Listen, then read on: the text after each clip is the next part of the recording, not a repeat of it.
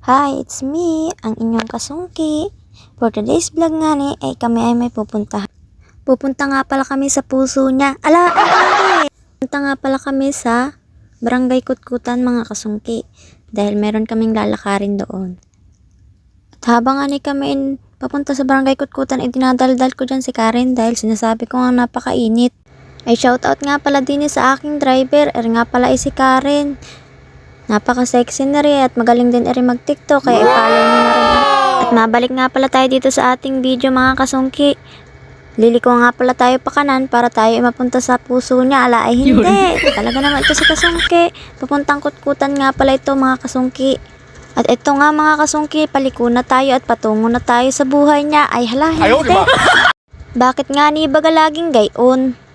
Ay ano na? Ay mabalik kita dito sa ating video, nga pala ay papunta ng Kutkutan.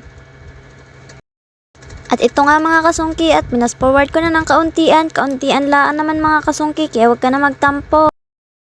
Ito nga ni pala ang Barangay Kutkutan mga kasungki. Kahit sobrang init nga pala mga kasungki, ay pumunta tayo ng Barangay Kutkutan dahil nga importante itong ating pupuntahan. Sa mga hindi pa nga pala dyan nakakapunta ng Barangay Kutkutan mga kasungki, ito nga palang nasa kaliwa ko ay ito nga pala ang covered court ng barangay. Yan nga pala yung covered court ng Barangay Kutkutan mga kasungki. At dito nga ay pababa na tayo sa buhay niya. Ala, ay hindi. Pababa na tayo nga dito mga kasungki. At dito nga sa video ito ay sa mga madadaanan nga palang bahay ay shoutout sa mga may-ari nito. At story time naman tayo mga kasungki. Kung hindi siguro kami nag-aral magmotor mga kasungki, siguro itong layong ito ay nilalakad pa namin at kami aabutin ng 24 hours. Siguro kung kami naglalakad ay kami nandun pa sa gubatan at nangunguha ng bayabas. Maigi na lang at ang inyong kasungki ay nag-aral magmotor.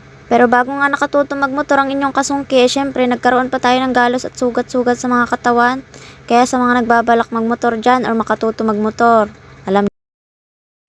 mabalik nga tayo dito sa ating video. Dito nga pala sa kaliwang bahagi ay ito ang Barangay Kutkutan Elementary School. Diyan nga pala nag-aaral yung aking anak at dyan din ako nag-aaral ng elementary. Shoutout sa Barangay Kutkutan Elementary. At mabalik nga tayo sa aking pagkukwento mga kasungki. At sa pagpapractice nga pala ng pagmumotor mga kasungki, dapat hindi ka tawa ng tawa dahil kapag tawa ka ng tawa, hindi ka talaga matututo.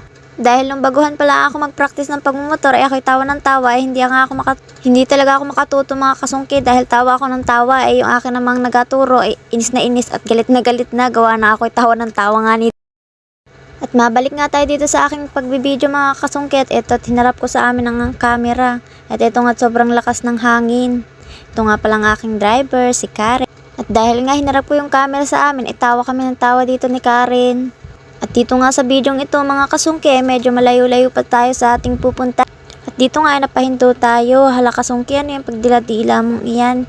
At dito nga, kaya nga pala tayo napahinto, ay nakita natin dito si Mama Blessy at ang aking pamangkin si Jasmine. Kaya naman inangkas namin si Jasmine at babalikan na lang si Mama dahil hindi nga tayo kasya sa isang motor mga kasungki, kaya babalikan na lang namin. At ngayon nga, tawa kami ng tawan Karen dyan kasi nga sobrang init na. Kaya idadaan na lang namin sa tawa mga kasungki. Kaya kung may mga problema kayo dyan mga kasungki, daan nyo na lang sa At ito nga driver ko mga kasungki ay pagkatapos tumawa ay seryoso naman. At dito nga mga kasungki medyo malapit-lapit na tayo sa ating pupuntahan. At hanggang dito na lang for today's mini vlog. Huwag kalimutan mag-follow and share. Thank you mga kasungki.